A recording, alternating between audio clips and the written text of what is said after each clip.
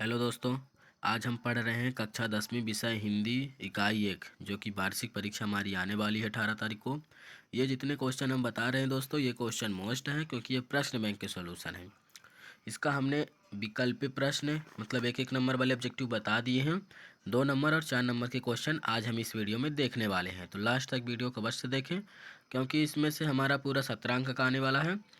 मतलब ऑब्जेक्टिव हमने बना दिया 7 अंक, उसका डिस्क्रिप्शन में लिंक रहे या फिर आप लोग चैनल में जाइएगा, वहाँ से प्लेलिस्ट में जाइएगा, वहाँ प्लेलिस्ट बनी है। तो दोस्तों अगर आप लोगों से जो क्वेश्चन ना बनेगा तो कमेंट कीजिएगा, मैं बताऊंगा। दोस्तों जब अगला वीडियो हमारा आएगा तब हम उसमें लाइव आएंगे। ठीक दोस्तों, चलिए देखते हैं आज के क्वेश्चन। तो आज के क्वेश्चन हमारा यही है कि पद्य साहित्य से क्या समझते हैं। जैसा कि क्वेश्चन दिखाई दे रहा है आप लोगों को, पद्य साहित्य से आप क्या समझते हैं। ठीक, तो ये है पद्य साहित्य। काव्य क्या लिखा है, ये काव्य कविता या पद्य साहित्य की विधा है। वह है रचना जिसमें से क्या लिखा है, जिसमें रस छंद भूमि हो, भाषा में माधुर्य माधुर्य हा वाक्यात्मक साहित्य पद है। ठीक दोस्तों, काव्यात्मक साहित्य तो दोस्तों माधुर्य हो काव्यात्मक साहित्य पद है। ठीक, दूसरा क्वेश्चन हमारा है जैसा कि दिखाई दे रहा है, भक्ति काल की दो विशेषताएं लिखिए। भक्ति काल की दो विशेषताएं, तो ये इसमें से दोस्तों आप लोग को हमने ये 4 बता रहे हैं। ठीक, 3 है, मतलब 3 आप लोग इनमें से कोई लिख सकते हैं। क्या है, श्रृंगार वन, श्रृंगार के समक्ष बराबर, लोक चेतना को महत्व, एकता में भाव को प्रमुख रूप से स्वीकारा। ठीक दोस्तों, ये हमारा 2 नंबर का आएगा जो कि हमें 2 लिखना है। चलिए आगे देखते हैं। आगे हमारा क्या है कि छायावाद की दो विशेषताएं लिखिए। ये हमारा क्वेश्चन तीसरा है। तो छायावाद की क्या लिखा है, विशेषताएं। छायावाद की विधान में न्यूनता। ठीक दोस्तों, प्रेम और सौंदर्य का चित्रण अद्भुत तथा क्या लिखा है, आमूर्त। ठीक, तथा भाव प्रणय। ठीक, दूसरा है मानवीय गुणों एवं नारी सम्मान प्रकृति। तीसरा है प्राकृतिक का सजीव चित्रण। पांचवा है श्रृंगार भावना। छठवां है जीवन दर्शन। ठीक दोस्तों, तो आप लोगों को इनमें से 2 यही दोनों को याद कर लीजिए या फिर ये दोनों, क्योंकि 2 नंबर में आएंगे, हमें 2 ही लिखना है। और ये जितने भी हमने बताया ना 3-4 क्वेश्चन, ये मोस्ट भी दिख रहे हैं क्योंकि ग्रामर जो है वो आने की ज़्यादा संभावना रहती है। क्वेश्चन चौथा है, भक्ति काल के 2 कवियों के नाम एवं प्रत्येक की एक एक रचना का नाम लिखिए। 2 कवि पूछा है, तो जैसा कि 2 कवि हमने क्या लिखा, कबीर ये उसकी पद है रचना, तुलसीदास रामचरितमानस रचना, सूरदास सूरसागर सूरसारा और जायसी की पद्मावत। ठीक दोस्तों, इसमें से 2 हमें मतलब कवियों के नाम लिखना है और साथ में उनकी एक एक रचनाएं। ठीक, इतना हमारा क्वेश्चन हुआ। अगला देखते हैं क्वेश्चन हमारा क्या है, क्वेश्चन नंबर 4। ठीक दोस्तों, जैसा कि ये हमने इसका एक क्वेश्चन लिया था, छायावाद की प्रमुख 2 विशेषताएं लिखे। ठीक दोस्तों, जैसा कि ये क्वेश्चन ये हमारा 17 में आया था, जो कि हमने इसका छायावादी की 2 विशेषता देख ली है। इसमें क्या बोला है, काल के 4 कवियों के नाम एवं उनकी रचनाओं से 4 कवि हमें नहीं लिखना है, हमें सिर्फ 2 ही कवि लिख रहे हैं। तो चलिए देख लेते हैं। अगर आप लोग ये लिखना चाहते हैं विशेषता तो लिख सकते हैं। ये क्या है, तीनों जो ऊपर जैसे कि ये first point, second point, third point, fourth point, ये है विशेषता। और ये महादेवी वर्मा ये जैसे कवि है, और ये निराला यामा इसकी रचना है। जयशंकर प्रसाद कामा नीलाहार है, और सुमित्रानंद पंत क्या लिखा है, युगवाणी पल्लव। ठीक दोस्तों, ये हमें सूर्यकांत त्रिपाठी निराला परमिल अपरा। ठीक है, 2 रचनाएं हैं जो कि हमने क्या बोला, छायावादी के 2 कवियों के नाम में प्रत्येक की रचना, मतलब 2 कवि ले लीजिए। कवि ये वाले हैं, ये इसके नीचे चारों कवि है, आप 2 कवि का ले लीजिए और एक एक रचना है। ठीक, चलिए आगे देखते हैं। हाँ, ये छठवां है, गोपियों द्वारा उद्धव को भाग्यवान कहने में क्या व्यंग निहित है। ठीक दोस्तों, ये हमारा छठवां है। क्या लिखा है, गोपियों द्वारा उद्धव को भाग्यवान कहने में यह व्यंग निहित है कि उद्धव जी कृष्ण के रूप सौंदर्य के समीप रहकर भी प्रेम जाल से दूर हैं, जबकि हम उनसे प्रेम जाल में आज भी बंधे हैं।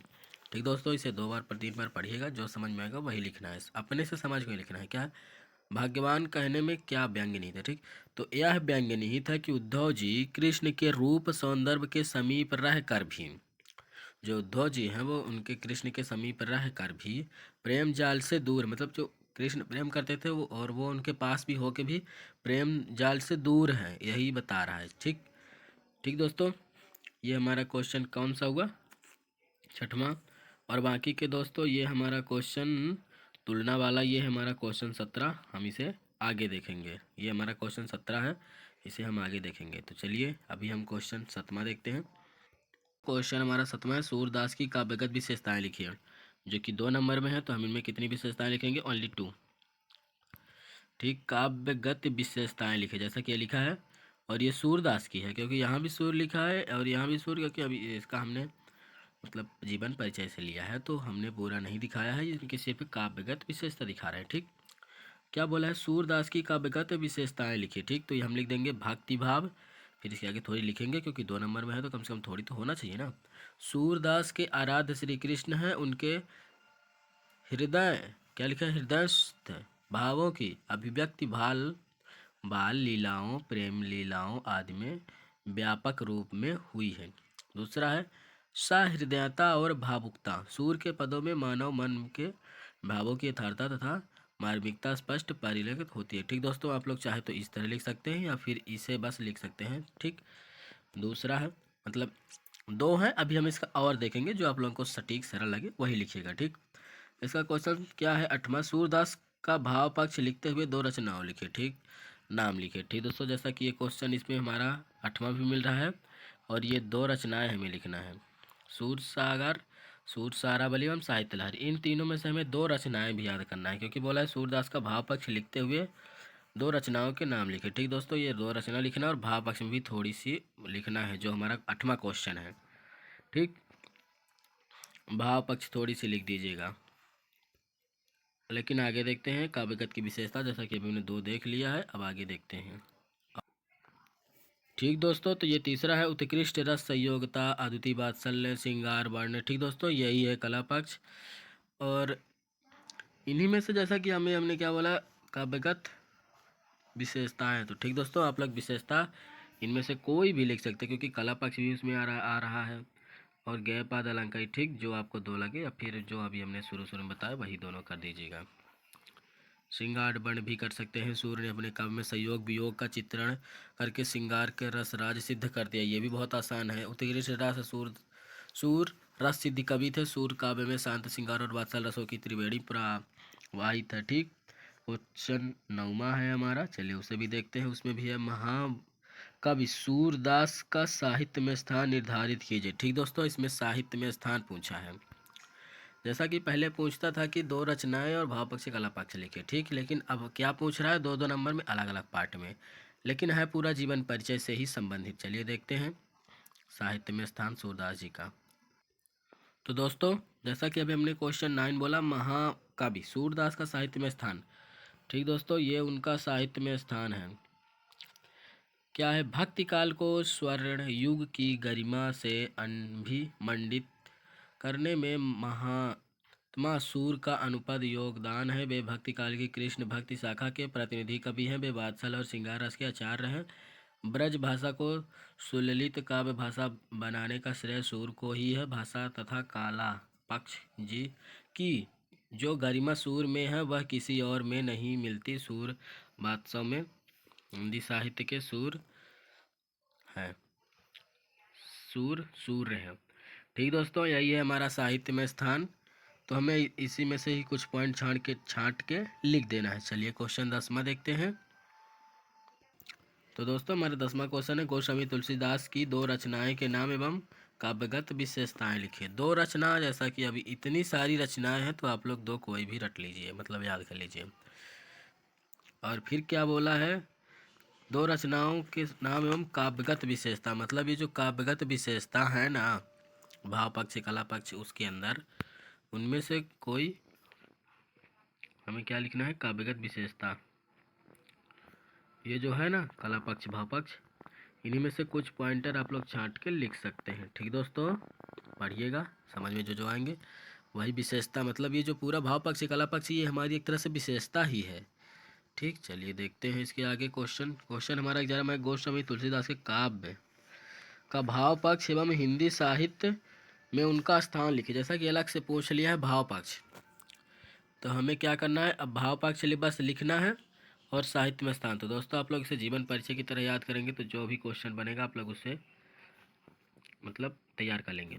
जो भी हमने क्वेश्चन पढ़ा दोस्तों उसमें सिर्फ भाव पक्ष पूछा है, भाव पक्ष सिर्फ पूछा है और कला पक्ष नहीं पूछा है। कला पक्ष मत देखिएगा, ये साहित्य में स्थान पूछा है। क्या पूछा, गोस्वामी तुलसीदास के काव्य का भाव पक्ष एवं हिंदी साहित्य में उनका स्थान। तो ये स्थान देख लीजिए क्या है, यही लिखना है। चलिए आगे देखते हैं। ठीक दोस्तों, जैसा कि क्वेश्चन चौथा जो हमारा सॉरी सॉरी सॉरी क्वेश्चन दोस्तों जैसा कि हमारा क्वेश्चन 12वां है, ये हमारा जयशंकर प्रसाद जी के जीवन परिचय से है। तो चलिए इसका जीवन परिचय हमें ये नहीं पढ़ना है, बट हम बता रहे हैं कि इसका आंसर हम कहाँ से निकाले हैं। ठीक दोस्तों, तो क्या पूछा, जयशंकर प्रसाद की काव्यगत विशेषता लिखी। इसमें रचना नहीं बोला है इसीलिए हम काव्यगत विशेषता में आ गए। काव्यगत विशेषता में जो भाव पक्ष और कला पक्ष में पॉइंट दिए ना, जैसे भारतीयता में स्थान, प्रेम और सौंदर्य, प्रकृति प्रेम, रहस्य भावना। ठीक दोस्तों, इनमें से आपको दो मतलब लिख देना है क्योंकि 2 नंबर का 2 ही लिखना है। फिर क्या बोला, जयशंकर प्रसाद के काव्य का भाव पक्ष, ये बोला कि इनका भाव पक्ष है। तो दोस्तों आप लोग भाव पक्ष याद कर लेंगे तो दोनों क्वेश्चन हमारा तैयार हो जाएगा, इसीलिए आप लोग इसे देखिए और याद कर लीजिए। ये है हमारा भाव पक्ष। ठीक, अब अगला क्वेश्चन हमारा क्या है, अगला क्वेश्चन दोस्तों हमारा 13 नंबर है। 12-13 हो गए। 14 नंबर है, आधुनिक हिंदी साहित्य में जयशंकर प्रसाद का क्या स्थान है। जैसा कि इसने साहित्य का स्थान नहीं पूछा, बट आधुनिक हिंदी साहित्य में जयशंकर प्रसाद का क्या स्थान है, इसमें मतलब साहित्य का स्थान भी बोला है। तो चलिए उसे भी देखते हैं। ठीक दोस्तों, भाव पक्ष याद कर लेंगे तो 11वां 12वां 13वां क्वेश्चन मिला और इसमें साहित्य में स्थान पूछा। ये है साहित्य में स्थान। छायावाद के प्रवर्तक जयशंकर प्रसाद बहुमुखी प्रतिभा के धनी थे। इतिहास, दर्शन और कला में माणिकांचा के सहयोग ने इनके काव्य की अपूर्ति गरिमा प्रदान की। कामयानी जैसी अमूल्य कृति के रचनाकार प्रसाद हिंदी साहित्य की महान विभूत है। तो दोस्तों आप लोग पढ़िए, जो ना बनेगा तो कमेंट कीजिएगा क्योंकि अब मैं दोस्तों लाइव आके आप लोगों को पढ़ाया करूँगा। ठीक, चलिए। तो दोस्तों क्वेश्चन नंबर हमारा 15 है, निराला के काव्य का भाव पक्ष एवं कला पक्ष। ठीक दोस्तों, इसमें ये जो काव्यगत विशेषता होती है ये नहीं बोला, डायरेक्ट बोला भाव पक्ष। ठीक, और क्या बोला है, कला पक्ष। तो दोस्तों ये जो भाव पक्ष है ना, इनमें से हमें इस तरह का पूरा नहीं रटना है, इनमें से हमें पूरा पढ़ना है। फिर इसके बाद हमें थोड़ा सा मतलब कुछ शब्द जैसे 2 लाइन इसका भाव पक्ष और 2 लाइन ये जो नीचे कला दिया है ना बा में, ये कला पक्ष, इसका भी पूरा देखते हैं। ठीक दोस्तों, भाव पक्ष जैसा कि हमने देख लिया, कला पक्ष देखा था वह नीचे, यही है उसका। तो दोस्तों ये इतने में से पूरा पढ़ के आप लोग जैसे इनका शैली है ना, तो आप लोग लिख देंगे कि निराला की 2 शैलियाँ, उत्कृष्ट सरल। जैसे छंद है तो निराला के छंदों में नए नए जैसे उपयोग किया है, अलंकार, रूपक, उपमा जो आएंगे वही लिख दीजिएगा। जैसे शैली उनकी मतलब उत्कृष्ट छंद, उन्होंने नए नए छंदों का प्रयोग किया है, जैसा कि यही लिख देना है, बस पूरा पढ़िएगा आ जाएगा। ठीक, क्वेश्चन अब देखतेगा। ठीक दोस्तों, तो अगला क्वेश्चन इसी में बना दिया है कि निराला की 2 रचनाएं एवं हिंदी साहित्य में स्थान। तो जैसा कि दोस्तों ये है हिंदी साहित्य में स्थान, क्या है, ये हिंदी साहित्य में स्थान है। ठीक, ये देखिए हिंदी साहित्य में स्थान। ठीक दोस्तों, ये जो हिंदी साहित्य में स्थान है ना, इसको मैं बता रहा ना, जो जीवन परिचय होता है उसे घुमा फिरा के पूरा वही किया है। तो ये साहित्य स्थान और 2 रचनाएं अलग से पूछा, भाव पक्ष कला पक्ष अलग से। तो चलिए उसको भी देखते हैं। तो दोस्तों इतनी सारी जो रचनाएं हैं इनमें से हमें 2 रचनाएं लिख देना है और साहित्य में स्थान 1 क्वेश्चन हो जाएगा और भाव पक्ष कला पक्ष 1 क्वेश्चन। तो चलिए दोस्तों क्वेश्चन अगला देखते हैं 17। इस वीडियो में हम पूरा पढ़ा रहे हैं, मतलब पूरी हमारी इकाई 1 बन रही है और ऑब्जेक्टिव बस का अलग है जो कि डिस्क्रिप्शन में लिंक होगी, आप लोग वहाँ से देखिएगा। और दोस्तों जो क्वेश्चन ना बने तो कमेंट कीजिए क्योंकि अब मैं लाइव आके आप लोगों को पढ़ाया करूँगा। चलिए दोस्तों ये हमारा क्वेश्चन 17 है, उद्योग के व्यवहार की तुलना किस किस से की गई है। ठीक, ये हमारा प्रश्न बैंक का सॉल्यूशन है जो वार्षिक के परीक्षा के लिए मोस्ट है। तो चलिए हम इसका 2 वीडियो बन गए हैं।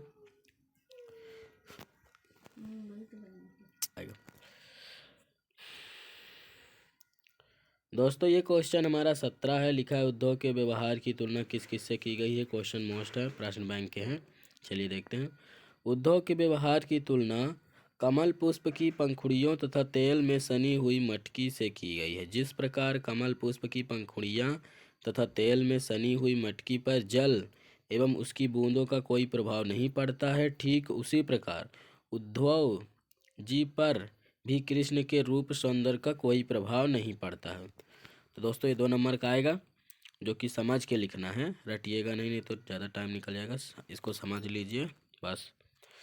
आगे देखते हैं क्वेश्चन। ये जो तीसरा है ये क्वेश्चन हमारा 18 है प्रश्न बैंक का, लेकिन इससे मतलब नहीं है, हमें क्वेश्चन से मतलब है कि ये वाले हमें तैयार करने हैं बस, कोई भी हो, लेकिन ये प्रश्न बैंक का 18 है। चलिए देखते हैं। गोपियों ने किन किन उदाहरणों के माध्यम से उद्धव को उलाहने दिए हैं। इनमें ये 3 दिया तो मैं तीनों चारों नहीं लिखना, सिर्फ 2 लिखना है। गोपियों ने निम्नलिखित उदाहरणों के माध्यम से उद्धव को उलाहने दिए। अगर बनता है तो चारों लिख दीजिए, नहीं बनता तो 2 लिखिएगा, क्योंकि टाइम का विशेष ध्यान दिया जाता है। कमल पुष्प का उदाहरण देकर उद्धव को कृष्ण प्रेम से विरक्त बतलाया है। दूसरा, तेल की गगरी का उदाहरण देकर उद्धव को कृष्ण प्रेम से विरक्त बतलाया है।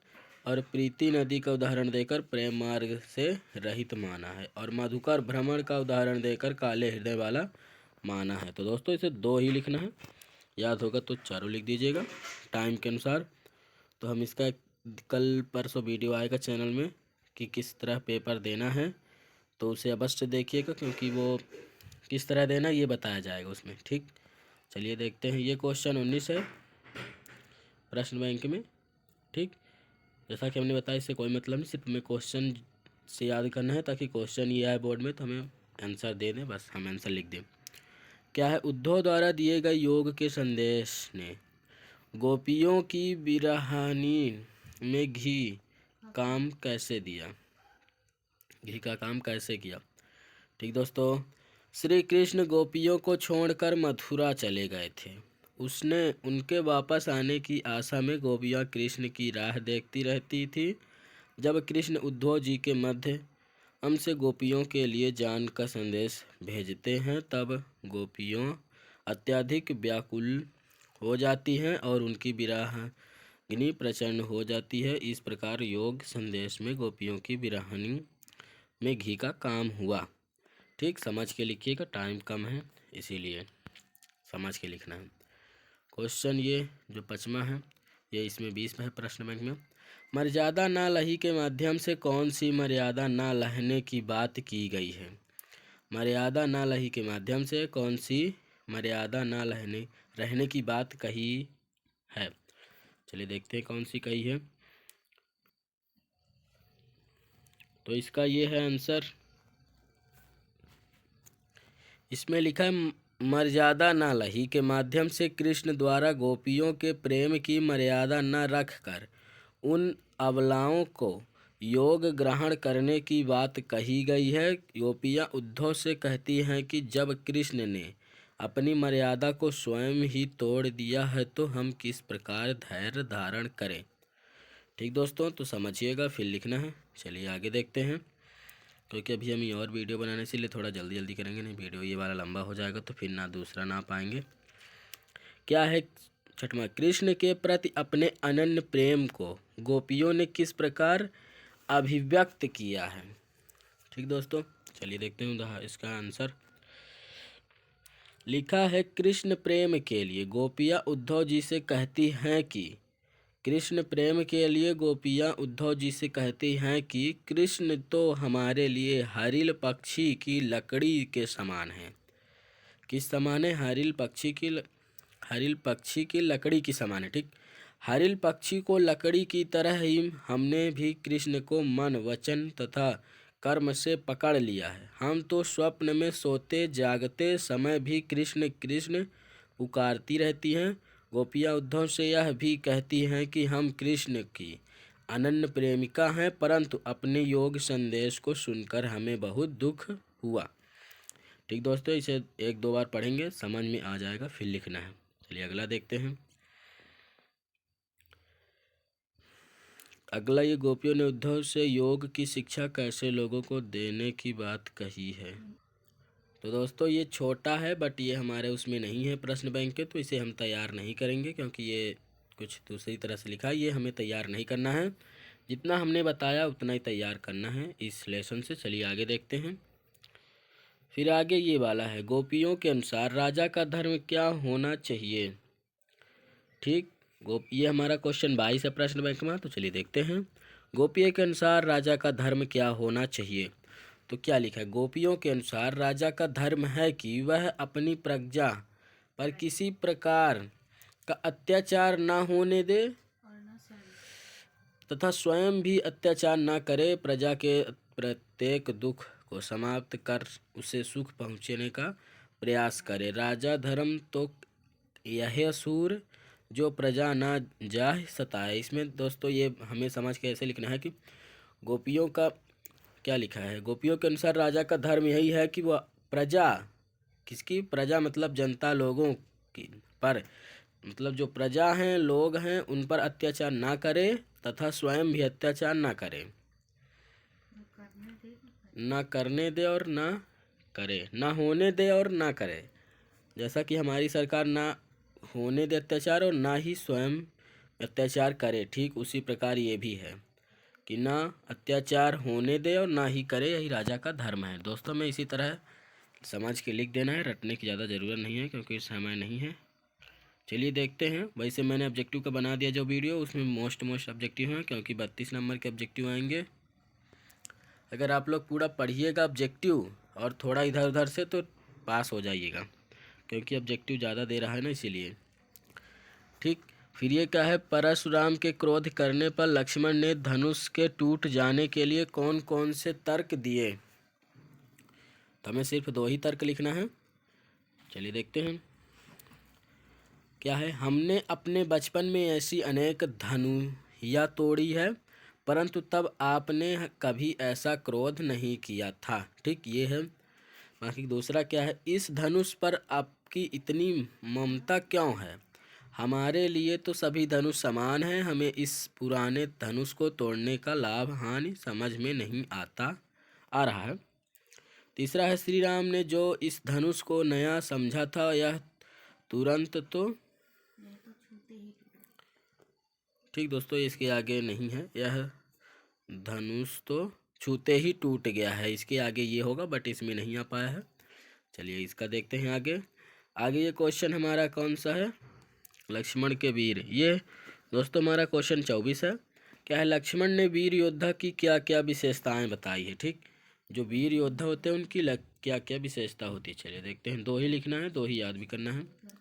क्या है? वीर योद्धाओं को गाली देना शोभा नहीं देता है, वे तो पराक्रम का कार्य करते हैं। ठीक, ये जैसा कि समझने वाली बात है कि वीर योद्धा को गाली नहीं देना चाहिए, वे तो पराक्रम का कार्य करते हैं, मतलब पराक्रम दिखाते हैं, करते हैं। शूरवीर तो वे होते हैं जो युद्ध भूमि में वीरता का कार्य करते हैं। ठीक, तीसरा है वीर अपनी वीरता का बखान नहीं करते, यह तो कायरों का काम होता है। चौथा है वीर योद्धा कभी देवता, ब्राह्मण, भक्त और गाय पर वीरता नहीं दिखाते। ठीक, ये समझ के लिखिएगा। बाकी के ऑब्जेक्टिव एप्लीकेशन निबंध वगैरह लिख देंगे तो पास हो जाएंगे। चलिए देखते हैं ये अगला क्वेश्चन 26। ये 26 क्वेश्चन है। जय का भी जयशंकर प्रसाद आत्मनिर्भर लिखने में क्यों बचना चाहते हैं? ठीक दोस्तों, पहले इसके पहले वाला क्वेश्चन देख लेते हैं। ये हमारा क्वेश्चन 25 है। अवधी भाषा आज किन किन क्षेत्रों में बोली जाती है? ठीक, तो इसका आंसर होगा अवधी भाषा आज अयोध्या और फैजाबाद, बस्ती इत्यादि क्षेत्रों में बोली जाती है। इन्हीं तीनों में बोली जाती है दोस्तों। चलिए अब क्वेश्चन 25 देखते हैं। तो दोस्तों ये क्वेश्चन हमारा कौन सा है? 26, जैसा कि अवधी भाषा वाला हमने देख लिया है। क्वेश्चन में क्या लिखा है? कवि जयशंकर प्रसाद आत्मकथा लिखने से क्यों बचना चाहते हैं? और इसमें लिखा है कवि आत्मकथा, क्योंकि ये जयशंकर प्रसाद वाले से ही लिया गया, इसीलिए इसमें लिखा है कवि आत्मकथा लिखने से क्यों बचना चाहते थे। ठीक, तो इसका आंसर होगा कवि आत्मकथा लिखने से इसलिए बचना चाहते हैं कि पाठक लोग कहीं मेरे विषय में मजाक बनाकर हंसी ना उड़ाए, क्योंकि आत्मकथा में जीवन की अच्छी बुरी सभी घटनाओं का वर्णन करना पड़ता है। ठीक दोस्तों, इसे इसी तरह समझ लीजिएगा। आत्मकथा लिखने के इसलिए बचना चाहते हैं क्योंकि पाठक जो मतलब पढ़ने वाले हैं वो उनका मजाक ना उड़ाए, इसीलिए उन्होंने नहीं लिखना चाहते, क्योंकि उसमें अच्छी बुरी बातें सब लिखी रहेंगी, इसीलिए नहीं लिखना चाहते। तो इसी तरह समझ के लिखिएगा। अगला क्वेश्चन देखते हैं, क्वेश्चन 27। ये हमारा क्वेश्चन 27 है और अध्याय 2 में है, जो कि क्या लिखा है? आत्मकथा सुनाने के संदर्भ में अभी समय भी नहीं, कवि ऐसा क्यों कहता है।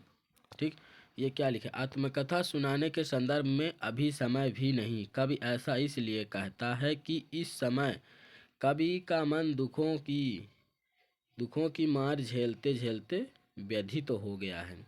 ठीक दोस्तों, इसमें क्या लिखा? अभी समय भी नहीं। कवि ऐसा क्यों कहा? क्योंकि उसका मन जो है अभी दुखों से भरा, झेलते झेलते वो मतलब व्यथित हो गया। झूलते मतलब जो दुखों से झेलते झेलते परेशान हो गया है।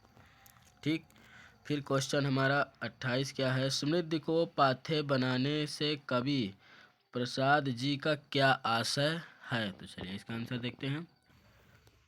तो दोस्तों ये हमारे पीडीएफ में नहीं था, इसीलिए हमने इसे अभी तुरंत फिर कैमरा से फ़ोटो खींच के बना रहे हैं। तो इसका आंसर यही होगा। समृद्धि को पथेय बनाने से कवि अपने विशेष जीवन को सुखपूर्वक व्यतीत करना चाहता है, क्योंकि अपने भूतकाल की यादों के सहारे ही हम मन में शांति प्राप्त करते हैं। ठीक दोस्तों, यही है।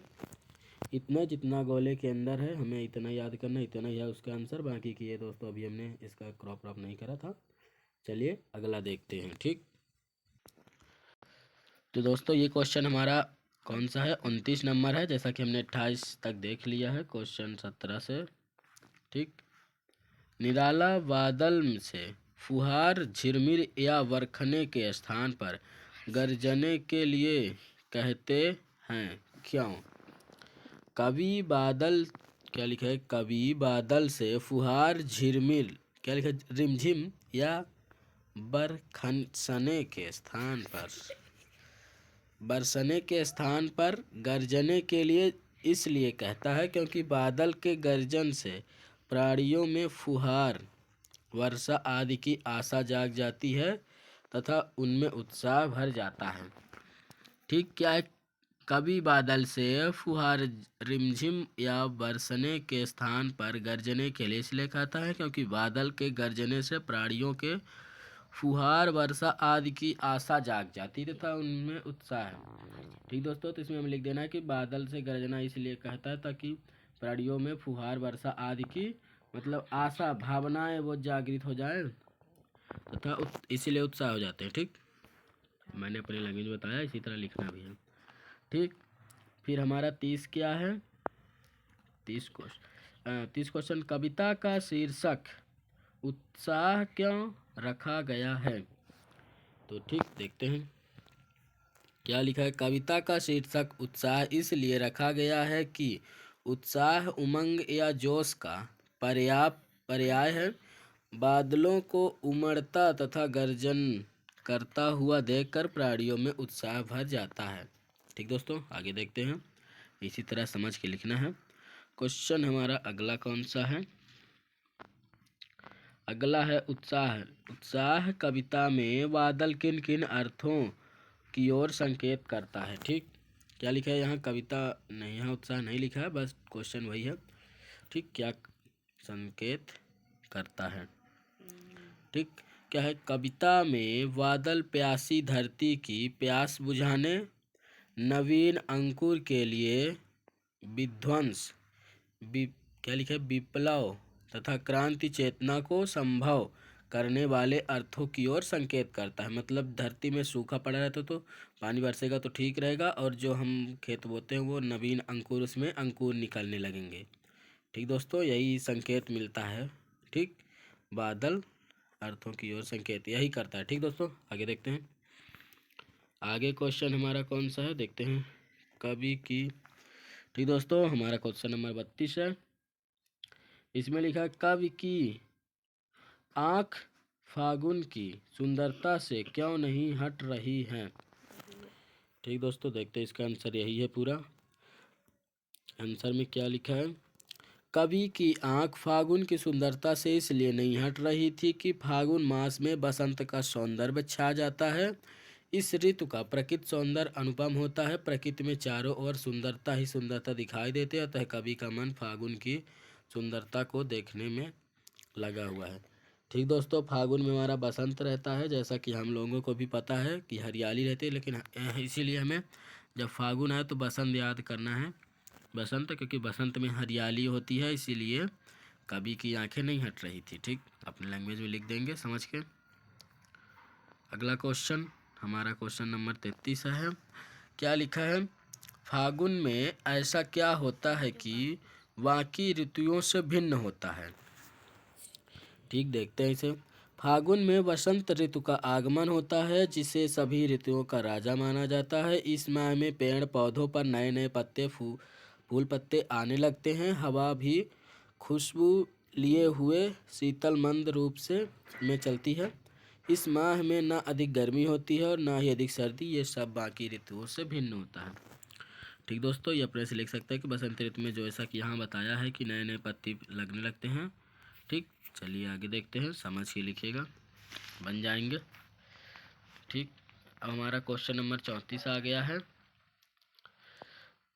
तो दोस्तों ये हमारा क्वेश्चन दूसरे आ गए हैं। चलिए उस क्वेश्चन में चलते हैं।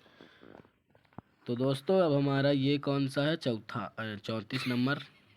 क्या लिखा है? गिरिजा कुमार माथुर ने ठीक कठिन यथार्थ के पूजन की बात क्यों कही है? इसमें गिरिजा माथुर कुमार नाम दे दिया है और इसमें सिर्फ कवि ही बस लिखा है। तो इसका आंसर है कवि ने कठिन यथार्थ के पूजन की बात इसलिए कही है कि कठिन यथार्थ ही जीवन का सत्य है, शेष सब कुछ असत्य है। अतः व्यक्ति को कठिन यथार्थ का ही सदैव पूजन करना चाहिए। ठीक, आगे देखते हैं क्वेश्चन। तो दोस्तों ये हमारा क्वेश्चन 35 है। 35 में दोस्तों ये क्वेश्चन हमारा 35 है। क्या लिखा? छाया शब्द किस संदर्भ में प्रयुक्त हुआ है? कवि ने उसे छूने के लिए मना क्यों किया है? तो इसका आंसर है कि छाया शब्द यहाँ भूतकालीन सुखद स्मृतियों के संदर्भ में प्रयुक्त हुआ है। कवि ने उसे छूने के लिए मना इसलिए किया है कि भूतकालीन सुख को याद करने से वर्तमानकालीन दुख और बढ़ जाता है। ठीक, आगे देखते हैं। अगला क्वेश्चन हमारा 36। क्या लिखा है? मृग तृष्णा किसे कहते हैं? कविता में इसका प्रयोग किस अर्थ में हुआ है? क्या है? चिलचिलाती धूप में हिरण को रेगिस्तान में पानी सा भरा होने का एहसास होता है, परंतु पास में पहुंचने पर रेत नजर आता है। पुनः आगे पानी दिखाई देने लगता है। इसी जान को मृग तृष्णा कहते हैं। कविता में इसका प्रयोग यश वैभव पाने के अर्थ में हुआ है। तो दोस्तों ये सारे क्वेश्चन 2-2 नंबर के आएंगे। ठीक, जैसा कि हम लोग भी पता है रेगिस्तान में इतना बालू रहता है कि वहाँ एकदम चिकना दिखेगा लेकिन पानी नहीं रहता। ठीक, तो देख सकते हैं, समझ के लिखिएगा। आगे चलते हैं। अगला हमारा क्वेश्चन क्या है?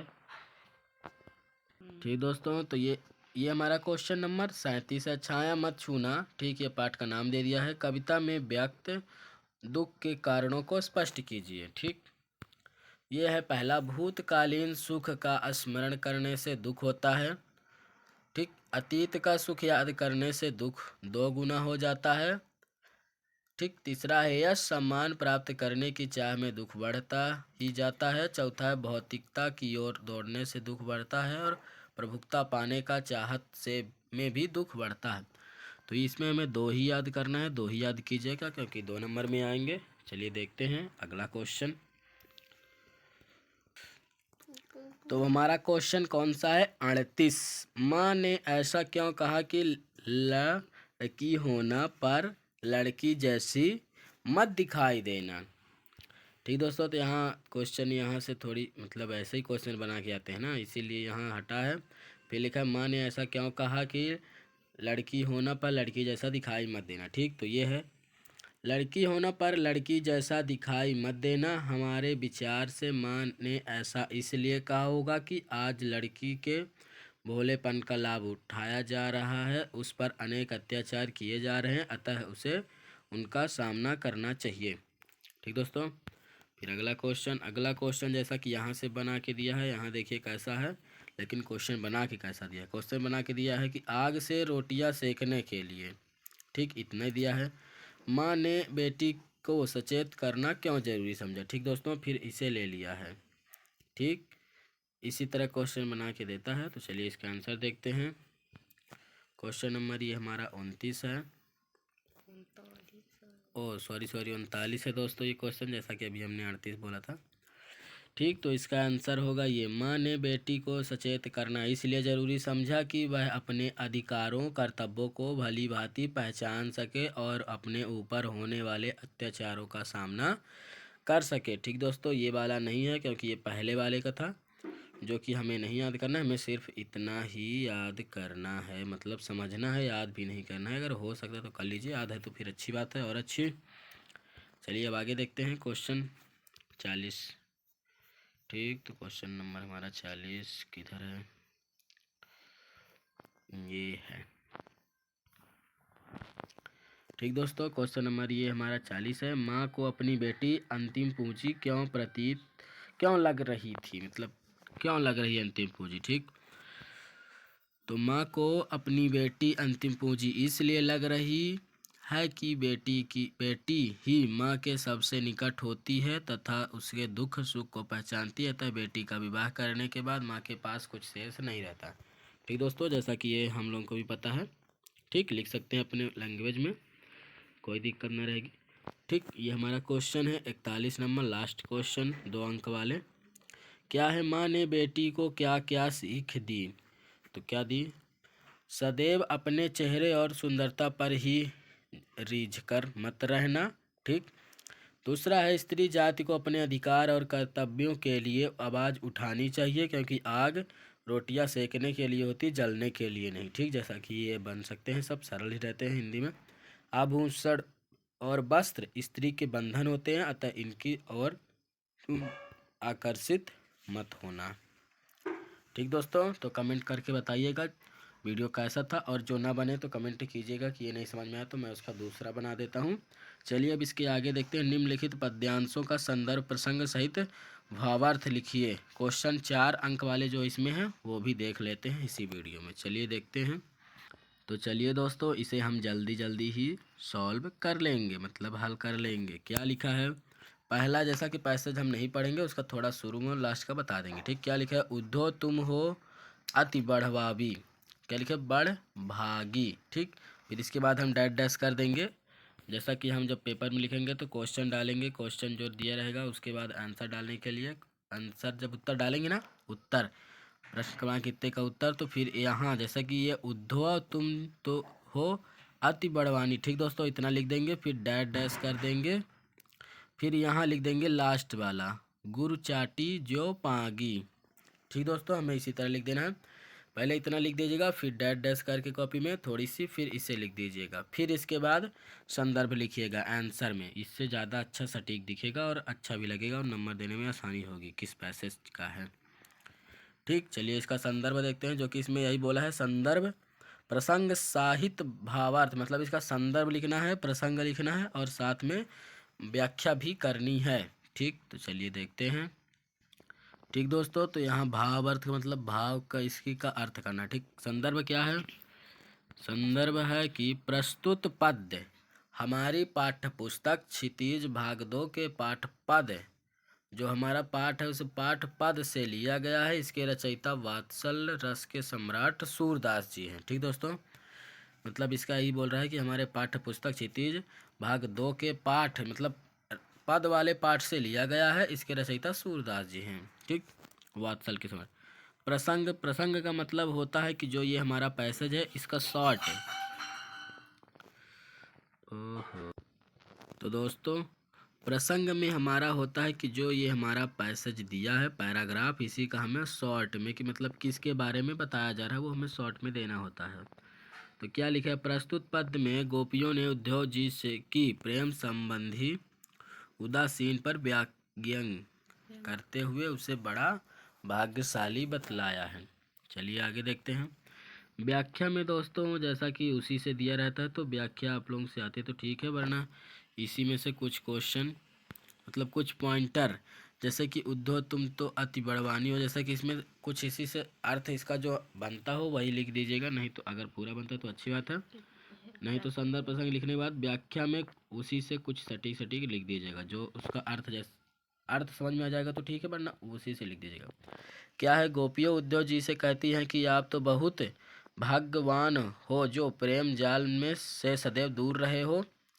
आपके मन में किसी अन्य के प्रति प्रेम भावना नहीं है, अतः आप प्रेम की परिभाषा नहीं जानते हो। जिस प्रकार कमल के फूल की पंखुड़ियाँ जल के पास रहते हुए भी उससे लिप्त नहीं रहती। ठीक दोस्तों, ये दिया होगा। क्या लिखा है? जल की क्यों जल, ये तो नहीं है। ठीक दोस्तों, इसी में से कुछ कुछ दिया है, जैसे कि पुरैन पात रहत जल भीतर, मतलब जो ये पुरैन के मतलब जो इसका पत्ता होता है कमल का, पुरैन मतलब कमल, तो ठीक दोस्तों, जो उसका कमल का पत्ता है वो जल में रहता है, जल के पास, लेकिन जल के भीतर रहता है, लेकिन छू नहीं पाता है। सा रस देह ना दागी, तो इसका देखते हैं। ठीक, अब इसके आगे हम कहाँ पास आ गए थे? ठीक दोस्तों, क्या है? प्रेम भावना नहीं, अर्थात प्रेम की परिभाषा नहीं जानते। जिस प्रकार, हाँ ये कमल जल में नहीं छूता, ठीक, अतः पंखुड़ियाँ जल से अछूती रहती हैं। जिस प्रकार तेल में सनी हुई मटकी को जल से भिगाने पर उसके ऊपर जल की बूंद भी नहीं पड़ती। ठीक दोस्तों, ये जैसा कि आगे देखते हैं इसका क्या लिखा है यहाँ। ये जो जल माह तेल, ये क्या है? जो जल माह तेल की गगरी, मतलब जो जल और तेल से मिक्स है बिल्कुल, वो गगरी बूंद न ताहो लगी, मतलब जो जल की बूंदें हैं वो उसको एक भी मतलब कोई प्रभाव उस पर नहीं पड़ने वाला है। ठीक, प्रीति नदी में पाऊँ न बेओ दृष्टि रूप न रूप परागी सूरदास, जैसे कि सूरदास है तो हमें पता चल जाएगा कि सूरदास ही लिखे हैं। ठीक, ये एक ट्रिक ही है। गुड़ चाटी जो पागी, तो इसकी व्याख्या देखते पूरी। ठीक दोस्तों, तो पूरी व्याख्या हमारी इतनी है, पर हमें जितना बनेगा उतना ही करना है। ठीक, बाकी के हिंदी में है तो समझ के लिख दीजिएगा। ठीक, कहाँ तक हम पहुँच गए थे? रूप सौंदर्य प्रेम प्रभाव नहीं पड़ता। सत्य तो यह है कि आज तक तुमने प्रेम की नदी में अपना पैर तक नहीं डुबोया है, इसीलिए तुम न तो प्रेम के परखी हो और न प्रेम की परिभाषा को पहचानते हो। ठीक, सूरदास बतलाते हैं कि गोपियाँ उद्धव से पुनः कहती हैं कि हे उद्धव, हम तो भोली भला अबला हैं, स्त्री हैं, हम कृष्ण के रूप सौंदर्य में खोकर लिप्त और उन पर मुगंध हमारी दशा प्रेमानुसार चींटी के समान है। जिस प्रकार चींटी गुड़ खाने के चक्कर में उसमें लिपट कर मर जाती है, ठीक उसी प्रकार भी कृष्ण के प्रेम में अनुसरण है। ठीक दोस्तों, तो इस तरह तो याद हो सब पढ़ लीजिएगा, एक दो बार याद हो जाएगा तो ठीक है, नहीं तो जिस तरह बनेगा उसी तरह लिख के ही आना है। चलिए आगे देखते हैं। तो दोस्तों, जैसा कि हमने बताया कि जब प्रश्न के बाद आंसर में हमें इतना सा थोड़ी सी लिख देना है, फिर डॉट डॉट करके फिर ये लास्ट वाला यहाँ से लिख देना है। ठीक, चलिए देखते हैं। अब हम इसका नहीं पढ़ेंगे, आप लोग पढ़िएगा क्योंकि बहुत टाइम लग जाएगा, वीडियो लंबा बहुत हो जाएगा। पूर्वत, यहाँ क्या बोल रहा है? पूर्ववत, मतलब जो अभी हमने बताया है कि उसमें भी हमने जो बताया ना ऊपर वाले में, ठीक दोस्तों वही होगा।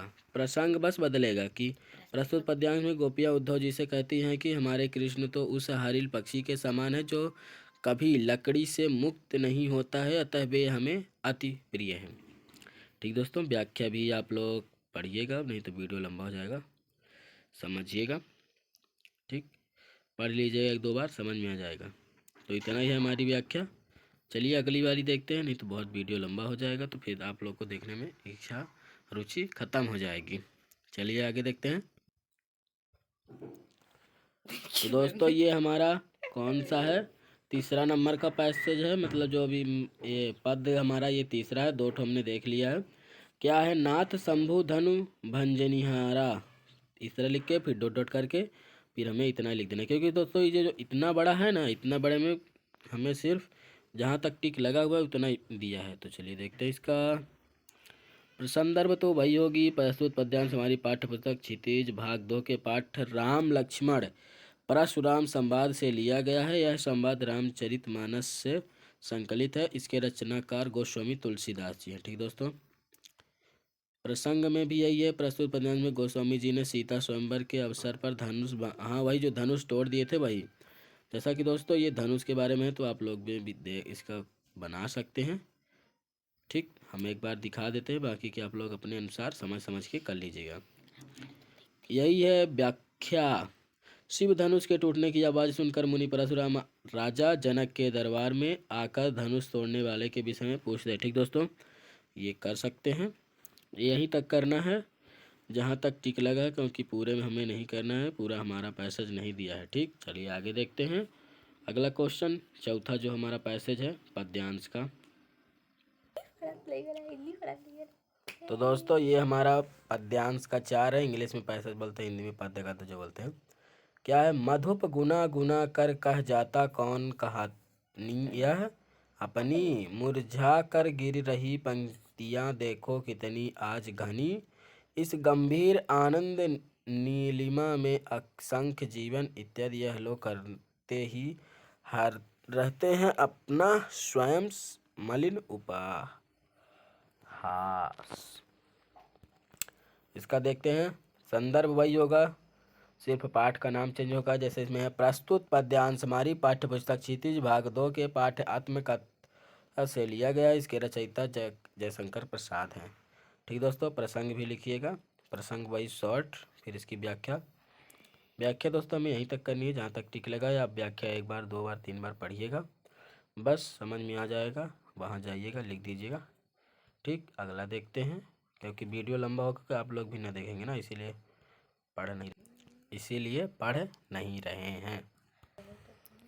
तो दोस्तों ये क्वेश्चन हमारा मतलब पैसेज 5वां है। क्या लिखा है? बादल गरजो। ठीक, इसी तरह लिख के फिर यहाँ लिख देना है गरजो डॉट करके, जैसे अभी हमने बताया। प्रसंग संदर्भ भी वही है। प्रस्तुत पद्यांश हमारी पाठ्य पुस्तक क्षितिज भाग 2 के पाठ्योत्सव से लिया गया है। इसके रचयिता छायावादी कवि सूर्यकांत त्रिपाठी निराला हैं। ठीक दोस्तों, इसका आगे ये प्रसंग है जो इसमें लिखा है। इसमें कवि बादलों को गर्जने कर रहते हैं तो उनका आह्वान करता है। ठीक दोस्तों, इसका मतलब यही होता है व्याख्या की, कि जो आप जानते हैं उसके बारे में जितना जानते हैं पूरा लिख दीजिएगा। ठीक, यही व्याख्या है, इतनी अभी इधर दिखाई दे रही। कवि बादलों को संबोधित करते हुए कहता है कि ठीक, यही पूरा लिख दीजिएगा। चलते हैं अगला देखिए। अट नहीं रही है आभा फागुन की तन सट नहीं रही है। ठीक दोस्तों, इतना ही दिया है तो हम इसका ही देखेंगे, इतने का ही। संदर्भ योगा प्रस्तुत पद्यांश हमारी पाठ्य पुस्तक क्षितिज भाग 2 के पाठ अट नहीं रही है से लिया गया। इसके रचनाकार छायावादी कवि सूर्यकांत त्रिपाठी निराला ही हैं। ठीक दोस्तों, इसका व्याख्या देखते हैं। तो दोस्तों ये प्रसंग है, इस पंक्तियों में फागुन मास की मदकथा का वर्ण किया है। ठीक, बाकी की उसकी व्याख्या है, जितने तक ये स्क्रॉल करा गया है मतलब टिक किया गया है। ठीक दोस्तों, यहीं तक हमें करना है, इसकी व्याख्या पढ़िएगा। बाकी के अपने से जो समझ में आ रहा है इसके बारे में, फागुन वगुन के बारे में, वही जैसे कि वो आती है ऋतु बसंत ऋतु, उसी के बारे में पेड़ पत्ती फूलना अपने से ऐड करके लिख दीजिएगा। चलिए आगे देखते हैं। तो दोस्तों ये हमारा पद्यांश 7वां है। छाया मत छूना मन होगा दुख दूना, यही से यहाँ तक है जीवन क्षण।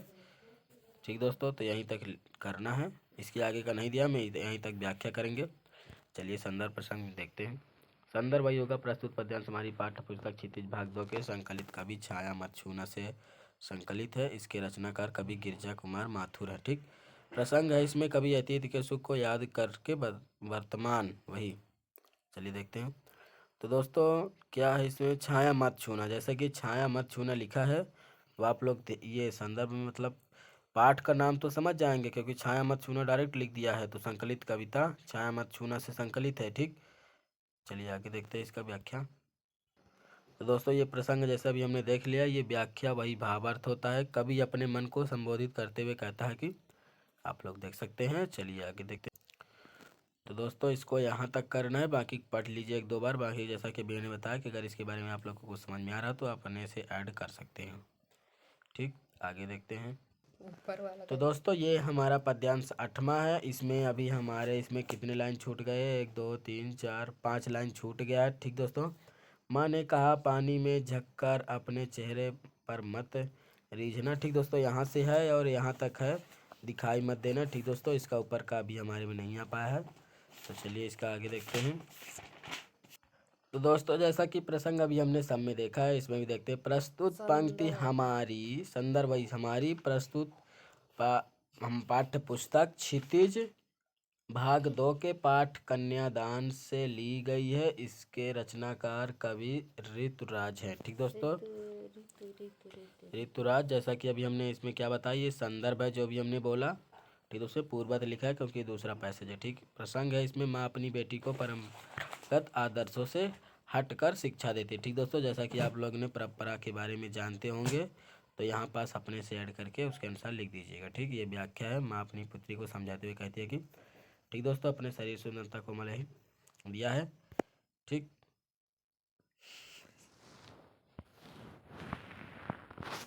तो ठीक दोस्तों, ये पूरा व्याख्या है। थोड़ी यहाँ गड़बड़ हो गई।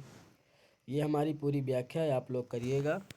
तो दोस्तों, अभी हमने इकाई 1 तक बनाया है। अगली इकाई पाने के लिए चैनल को सब्सक्राइब बस से कीजिए, और जो ना बना हो तो कमेंट में बताइएगा, तो हम उसे समझा देंगे, क्योंकि अब हम लाइव आया करेंगे।